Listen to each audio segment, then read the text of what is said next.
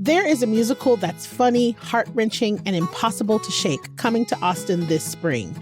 Dear Evan Hansen is on stage at ZACC Theater April 8th through May 17th, featuring Grammy Award-winning music including Waving Through a Window and You Will Be Found. Dear Evan Hansen is a 6-time Tony Award-winning musical for the digital age that the Washington Post calls one of the most remarkable shows in music theater history. Get your tickets now at zacktheater.org. Dewar makes denim and apparel that feel amazing and look great. I'm addicted to my Dewar Performance denim jeans. They're the perfect blue, they're wonderfully stretchy, they're incredibly comfortable. And they're really the only jeans I need for work or for lounging at home or on the go. I know you'll love Dewar as much as I do, so it's time for you to get your own pair. Check out shopdewar.com/CCAustin.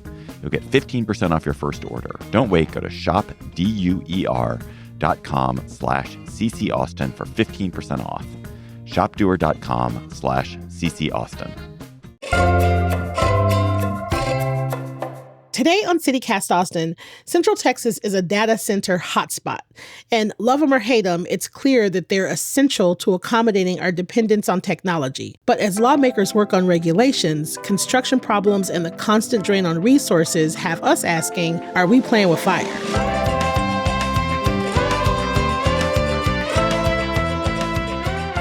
It's Monday, March 30th. I'm Nikki Devon, and this is what Austin's talking about.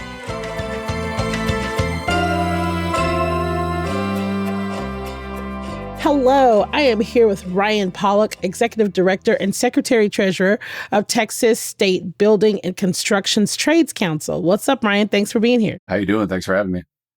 Good. I am on a one-woman internal quest against data centers. So I'm excited to have a conversation with someone who's a lot more knowledgeable about it. So there are more than 70 data centers in Central Texas, and it is the fastest growing data center market in the country. So first off, what is so attractive about our region for this industry?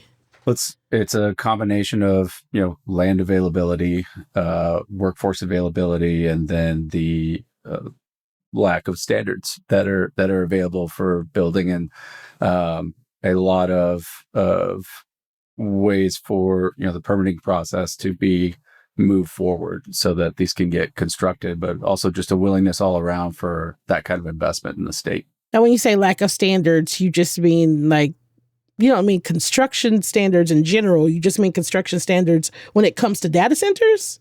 Construction standards in general. Oh, wow. Okay. Yeah, we have a lot lower standards than a lot of the rest of the country.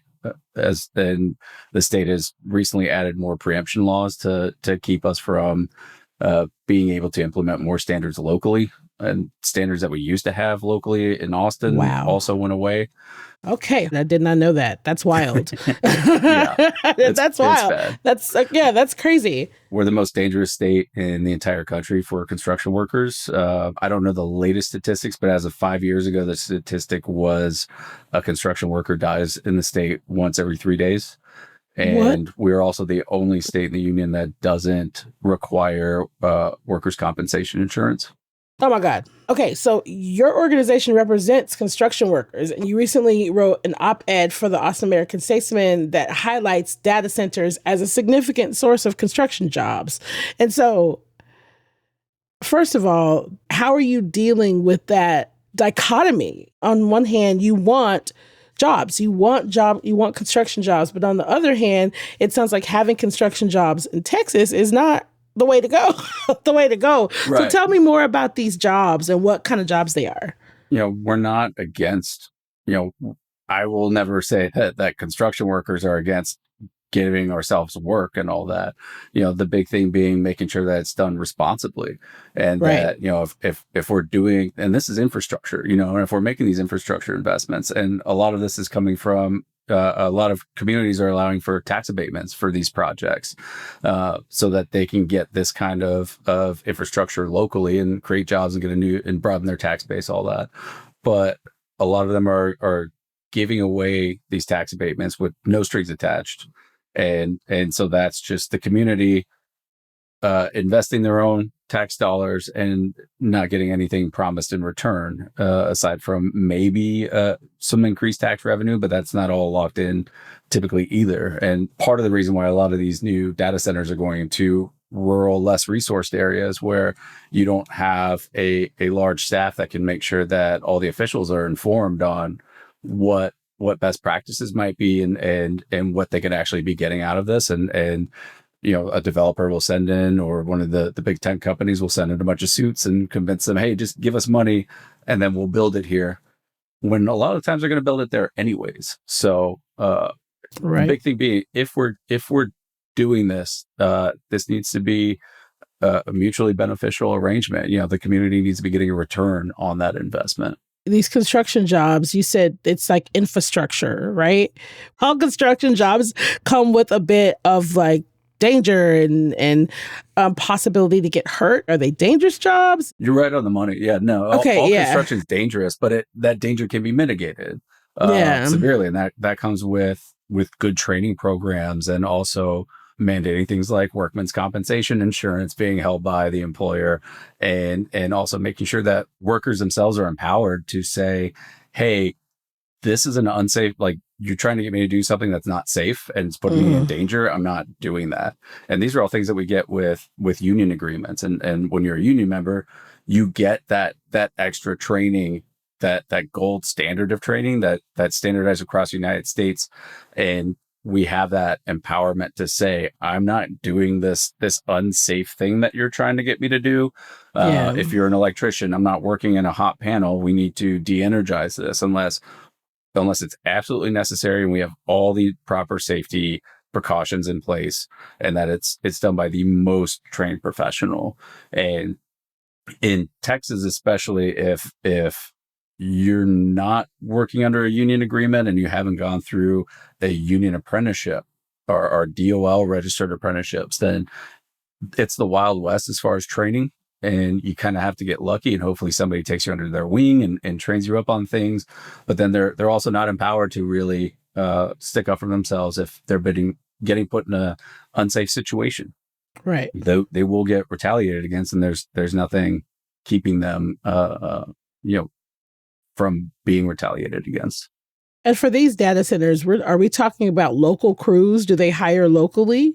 Again, that all depends. And these are also other things that the community should be demanding, is that this goes to a local workforce has preference, and giving every best effort to do that. And that workforce has high training and safety and all that, so that you're developing a local workforce, and we're not putting people to work for poverty wages, and we're giving them self-sustaining, family-sustaining wages and all that. So we're not driving down the community with poverty jobs and race to the bottom type stuff.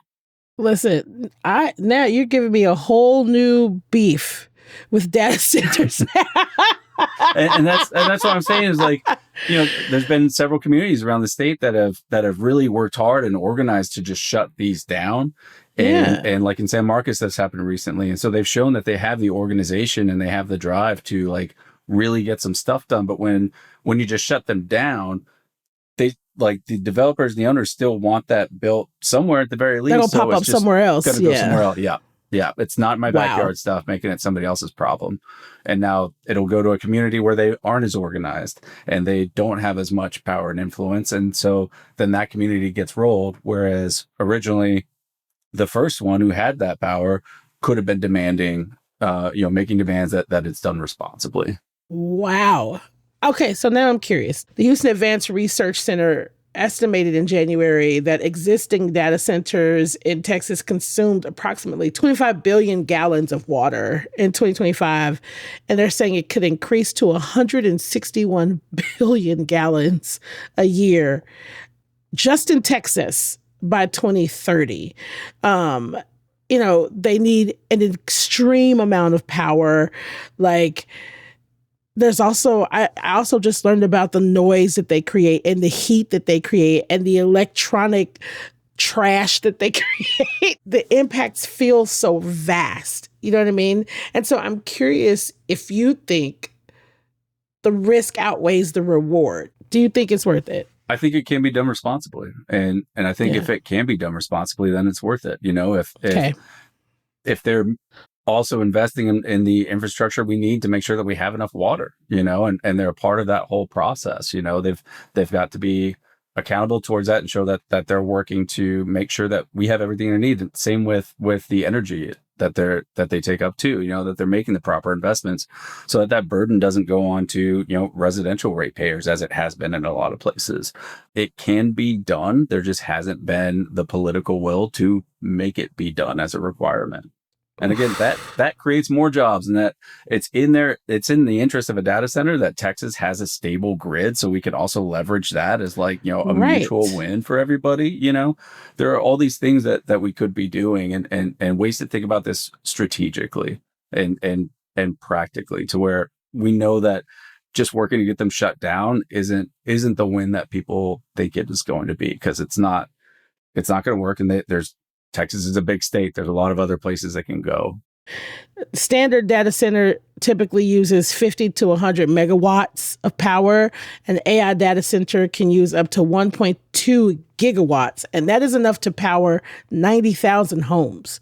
You would think that Texas would it's well within our interest to do it right, because we already have grid issues. It's not... We're already kind of walking with a limp, for lack of a better way to say it, right? Are there any other benefits to having data centers in our community? So we got the jobs, right? Mm-hmm. Jobs is a big deal. What are the other benefits? Because I'm having a really hard time finding any. Sure. Yeah, I mean, there's permanent tax base and there are those permanent jobs. And like I said, if we're getting the workforce development standards on there too, that's developing a local workforce, and that can really make a big difference for smaller communities or growing communities.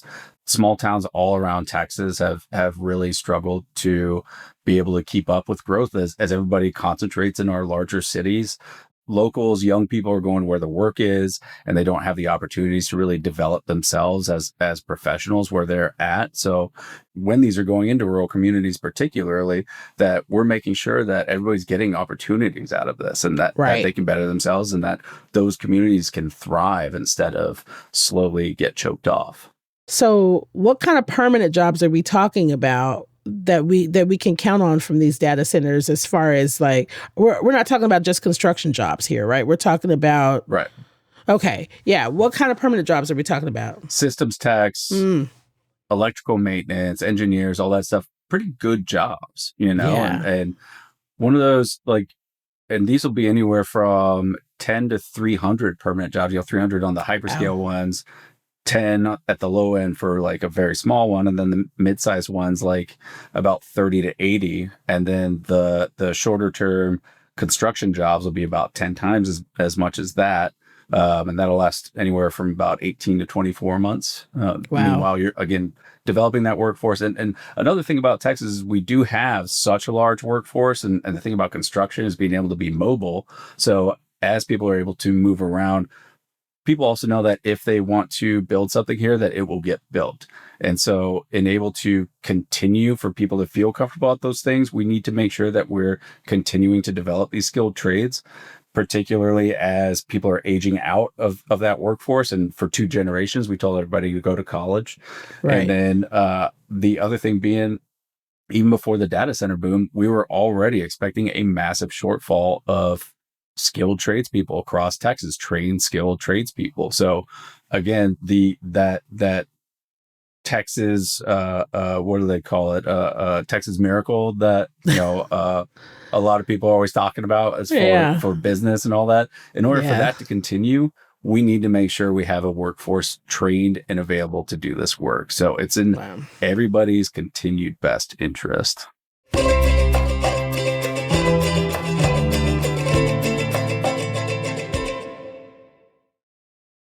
Have you ever told a lie that got out of hand? Then you don't want to miss catching Dear Evan Hansen on stage at Zach Theater April 8th through May 17th.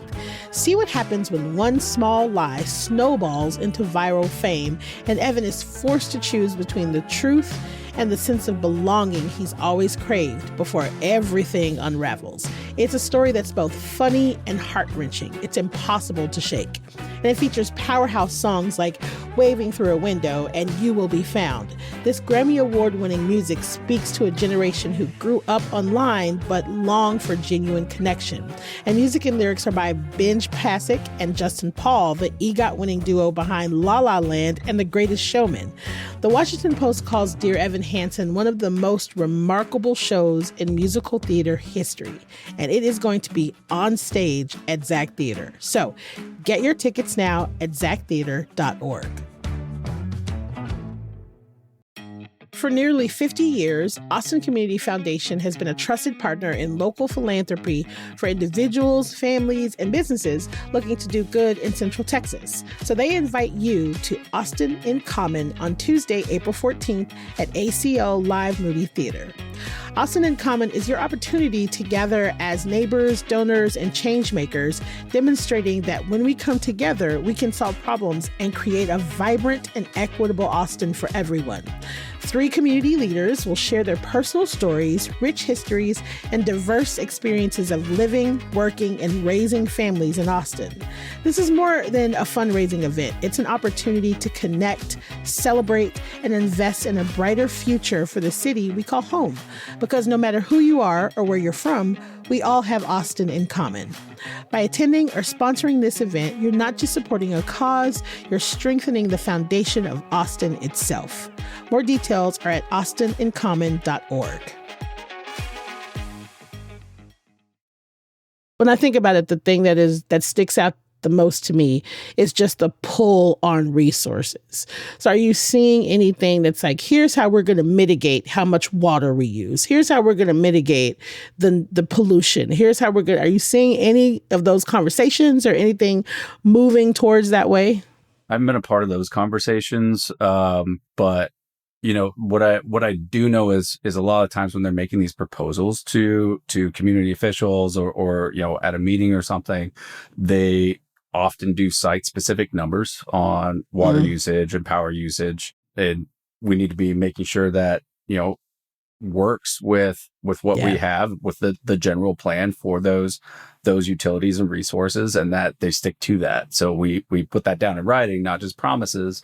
And then also that we're getting, if we're giving them all these abatements or land or whatever, that there's clawbacks in there if they're not following through on these things. We know a lot of the times they're going to come here anyways, and right. We need to be making sure that if they're not following through on all these requirements that we attach to those abatements, that we're able to get that money back. And then also there's the other land issues, like making sure that there's a public review on where things are going to be going, like the spot in Taylor that I mentioned in my op-ed, that the community thought that was going to be a park, and then it turned into a data center. And so going back to the noise and all the other things that you were talking about, making sure that, people are safe from all that, because that's a major quality of life issue, Yeah, exactly. You mentioned both Taylor and San Marcos. So people are split, right? Some are getting approved, like the one in Taylor. I can't, like the whole thing, they thought it was going to be a public park. It just kind of breaks my heart a little bit. And you mentioned the one in San Marcos that was blocked, right? And so as we are going through the process, as we are building, as we are continuing to work with data centers, how do you think decisions should be made about whether or not to even green light? Bottom line, what should we have? We should absolutely have this. We should have this. We should have this. Before we even talk about building, before we even hire construction crews, here's what we should have in place. Making sure that there are local minimum wages on these projects, like sustained, like good living wages, above what we already at the very low bar that the state and national have, ensuring that there have been an analysis of the drain on local resources for utilities and water, making sure that there are good labor standards for development and for workforce development, labor standards. And that means DOL registered apprenticeship programs, the gold standard. Wait, DOL is Department of Labor? Department of Labor. Okay. Yep.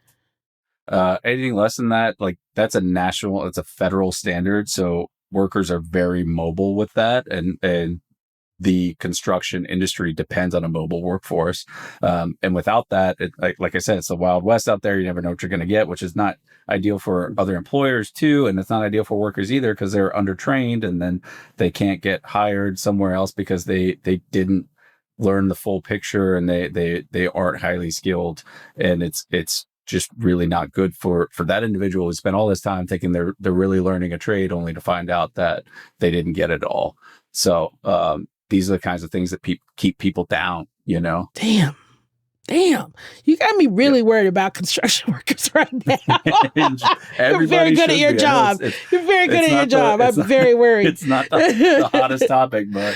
Oh my God. So, okay, Northern Virginia has already experienced massive data center growth.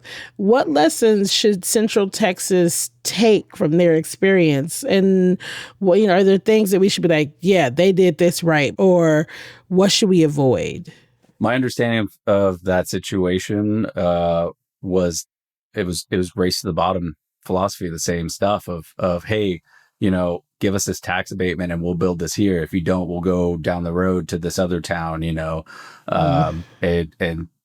they went for it. Even though it was all going to happen anyways, it's going to get built there.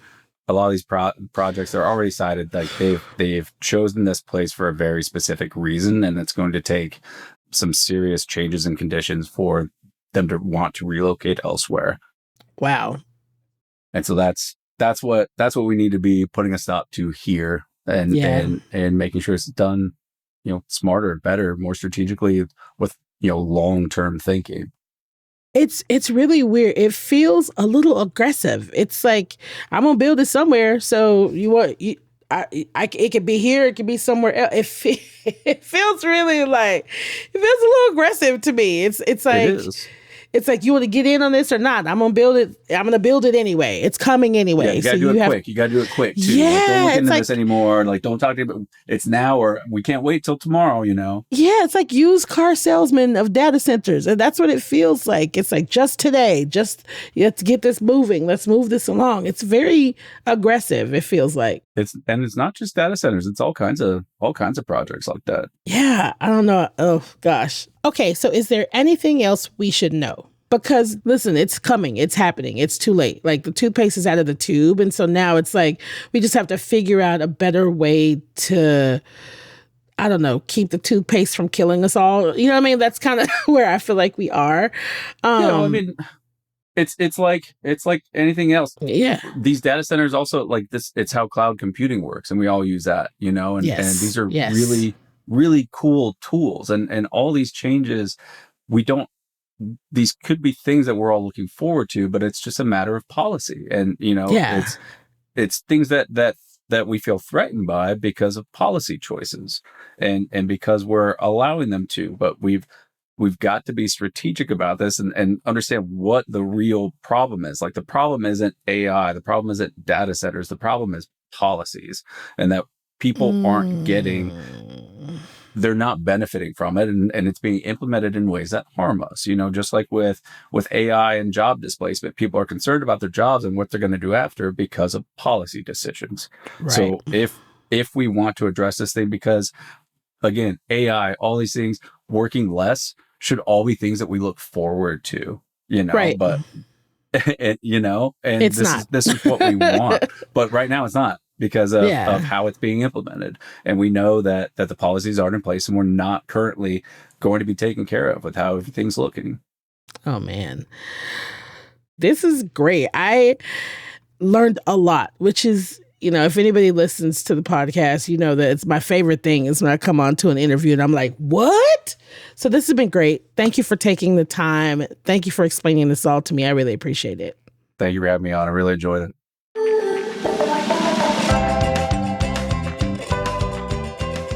That's all for today here on CityCast Austin. You can find links to the Texas State Building and Construction's Trades Council in our show notes. If you enjoyed the show, why not tell a friend, rate our show, leave us a review, and subscribe to our CityCast Austin newsletter. And if you really love CityCast Austin and you like conversations like this and you want to stay informed, support us. Become a neighbor today at membership.citycast.fm. We'll be back tomorrow morning with more news from around the city. Bye, y'all.